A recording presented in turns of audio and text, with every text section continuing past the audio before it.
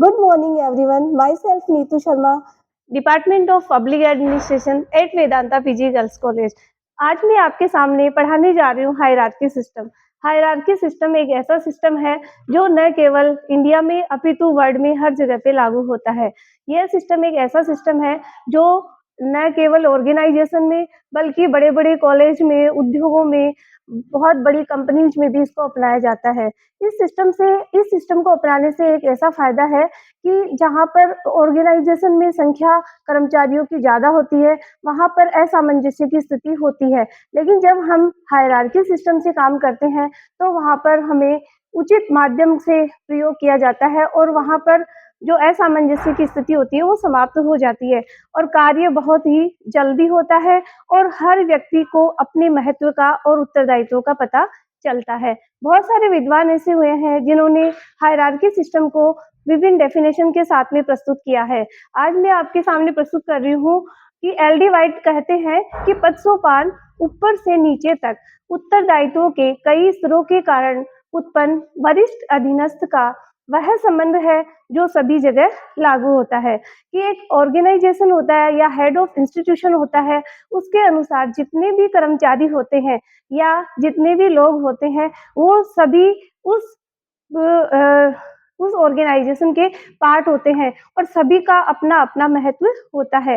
तो for example जैसे ये वेदांता पीजी गर्ल्स कॉलेज है, इस कॉलेज में हेड ऑफ इंस्टीट्यूशन की स्थिति यहाँ पर है, यानी ए को माना है हमने प्रिंसिपल, प्रिंसिपल को हेड ऑफ इंस्टीट्यूशन है, यानी ये जो पिरामिड आकृति आपको दिख रही है, इस पिरामिड आकृति का मतलब ये है कि यहाँ पर अपर लेवल पर सबसे ऊपर स्थिति होती है प्रिंसिपल की, इसके बाद में स्थिति आती है वाइस प्रिंसिपल की, फिर स्थिति आती है यहाँ के ऑल ओवर स्टाफ मेंबर्स की, फिर स्थिति आती है यहाँ पर जो क्लरिकल स्टाफ है जैसे बाबू है, ईटीसी आदि। फिर स्थिति आती है यहाँ पर पियोन, P4 पियोन की स्थिति यहाँ पर हमें देखने को मिलती है और अंतिम स्थिति आती है स्टूडेंट की। तो लास्ट में स्थिति यहाँ पर स्टूडेंट की होती है। तो इस एग्जाम्पल के द्वारा मैं आपको समझाने जा रही हूँ कि जब भी कोई ऑर्डर निकलता है या जब भी कोई आदेश निकलता है, तो आदेश हमेशा ऊपर से नीचे की ओर प्रवाहित होता है या आदेश हमेशा ऊपर से नीचे की ओर जाना जाता है। जब यहाँ से आदेश निकलता है तो देखिए हर चेन को पार करते हुए यहाँ पर आदेश आता है और लास्ट में स्थिति होती है वो स्टूडेंट की होती है। तो इस तरीके से एक चैनल के रूप में कार्य किया जाता है या उचित माध्यम से कार्य किया जाता है, तो कार्य बहुत ही सुगम तरीके से होता है।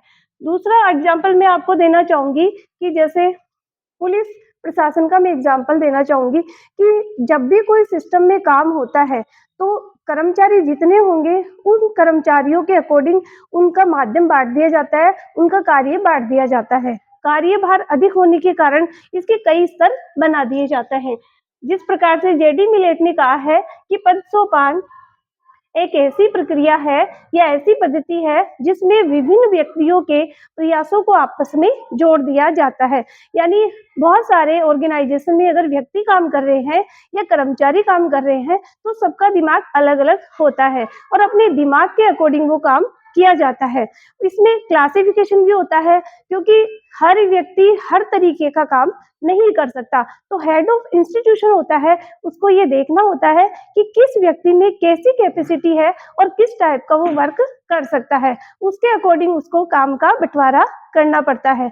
ऐसा नहीं होना चाहिए कि किसी के पास कार्यभार अधिक हो गया और किसी के पास कार्यभार कम हो गया। तो इस हिसाब से हायरार्की सिस्टम में कार्य का बंटवारा किया जाता है और वही ऑर्गेनाइजेशन सबसे अच्छा माना जाता है जिसमें हायरार्की सिस्टम को लागू किया जाता है। अब मैं आपको बताने जा रही हूँ type of hierarchy system. Hierarchy system के 4 प्रकार है, यानी 4 इसके टाइप है। पहला है कार्य आधारित, वर्क पे, मतलब वर्क पे इसको बंटवारा किया जाता है। दूसरा है रैंक आधारित, तीसरा है कौशल आधारित और चौथा है वेतन आधारित। इस प्रकार से क्लासिफिकेशन किया जाता है, यानी कि कर्मचारियों का क्लासिफिकेशन 4 प्रकार से किया जाता है या 4 प्रकार से उनको काम का बंटवारा किया जाता है। कार्य आधारित का काम का मतलब ये होता है कि व्यक्ति में कितनी कैपेसिटी है, कार्य करने की क्षमता क्या है, उसके आधार पर उसको बांटा जाता है। रैंक यानी अगर कोई हाई रैंक का व्यक्ति है तो उसको अपर रखा जाता है, अगर लो रैंक का व्यक्ति है तो उसको थोड़ा डाउन किया जाता है। डाउन का मतलब ये है कि उसको उससे नीचे की श्रेणी में रखा जाता है। फिर है कौशल आधारित। कई व्यक्ति ऐसे होते हैं जो मल्टीपल भी होते हैं, यानी वो हर प्रकार के काम भी कर सकते हैं। कौशल यानी स्किल्स बहुत अच्छी होती है, उस स्किल्स के जरिए उनको काम दिया जाता है। हो सकता है कि कुछ स्टूडेंट ऐसे होते हैं जो डांसिंग में ज़्यादा अच्छे हैं, कुछ स्टूडेंट ऐसे होते हैं जो पढ़ाई में ज़्यादा अच्छे होते हैं, कुछ स्टूडेंट ऐसे भी होते हैं जो गेम्स में बहुत ज़्यादा एक्टिविटी या गेम्स जैसी एक्टिविटी में बहुत ज़्यादा पार्टिसिपेट करके अपना नाम रोशन करते हैं। तो इस आधार पे उनको कार्य दिया जाता है और इसी आधार पे उनका क्लासिफिकेशन किया जाता है। और अंतिम है वेतन आधारित पदोन्नति। वेतन आधारित। तो वेतन का मतलब ये होता है कि जिसकी सैलरी बहुत ज़्यादा होती है उसको ऊपर रखा जाता है, फिर उसके नीचे, फिर उसके नीचे। तो इस प्रकार से इसके 4 टाइप्स हैं। अब हम बात करते हैं एक एग्जाम्पल की। तो एग्जाम्पल जैसे पुलिस महानिदेशक की स्थिति यहाँ पर आपको दिखाई दे रही है कि सबसे ऊपर स्थिति है पुलिस महानिदेशक की, फिर उसके बाद में है पुलिस महानिरीक्षक की, फिर स्थिति है पुलिस उप महानिरीक्षक की, फिर स्थिति है पुलिस अधीक्षक की, फिर अतिरिक्त पुलिस अधीक्षक की। तो इसका एग्जाम्पल का मतलब ये है कि हर व्यक्ति के अंडर में कुछ व्यक्ति होते हैं और वो व्यक्ति उसके अंडर में काम करते हैं। तो इस प्रकार से आपको स्थिति दिख रही होगी कि पुलिस महानिदेशक एक व्यक्ति है, सिर्फ और सिर्फ एक।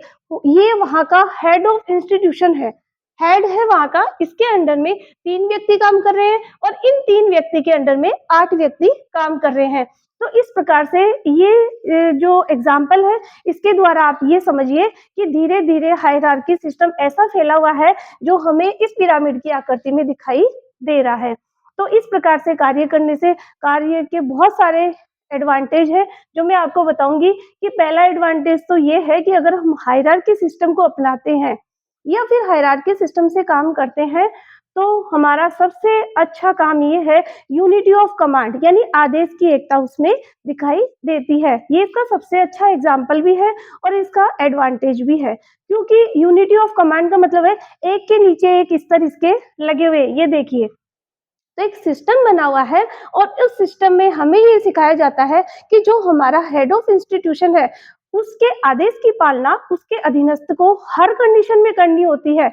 हम जो अधीनस्थ है हमें अपने से ऊपर वाले उच्च अधिकारी के आदेश की पालना करनी जरूरी है। तो पहला एडवांटेज यूनिटी ऑफ कमांड है।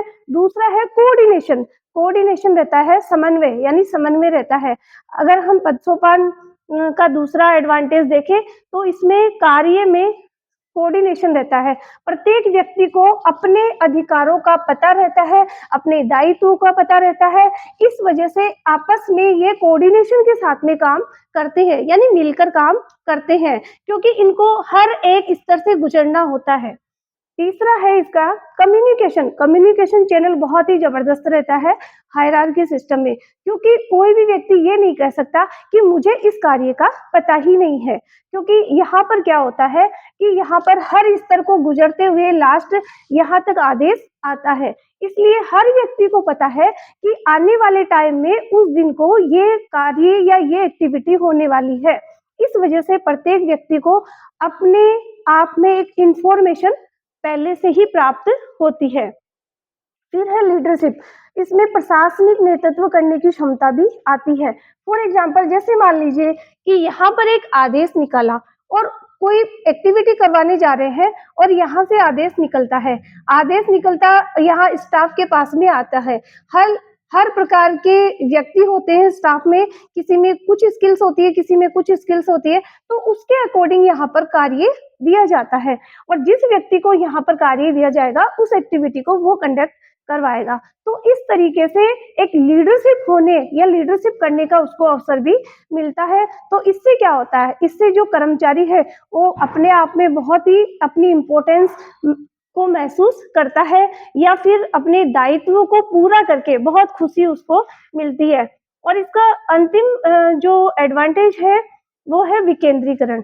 इसमें पदों को जैसे विकेंद्रित किया जाता है, जैसे कार्यों का बंटवारा किया जाता है, वैसे किसी भी व्यक्ति के पास में कार्य अधिक नहीं होता है, यानी कार्यभार कम होता होता होता लास्ट तक आता है। जो यहाँ वाला व्यक्ति है पी फॉर पियोन से मतलब है कि यहाँ जो व्यक्ति है, यहाँ जो स्थिति आती है पियोन की, उसके पास में उसके लेवल का कार्य दिया जाता है। तो सभी स्टूडेंट्स को मैं बोलना चाहूंगी कि ये जो हमारा हायरार्की सिस्टम है, ये न केवल इंडिया में है बल्कि इसको वर्ल्ड में भी अपनाया जा रहा है। जितने भी ऑर्गेनाइजेशन है सभी में हायरार्की सिस्टम से काम किया जाता है। तो आज का मेरा टॉपिक समाप्त हुआ। Thank you.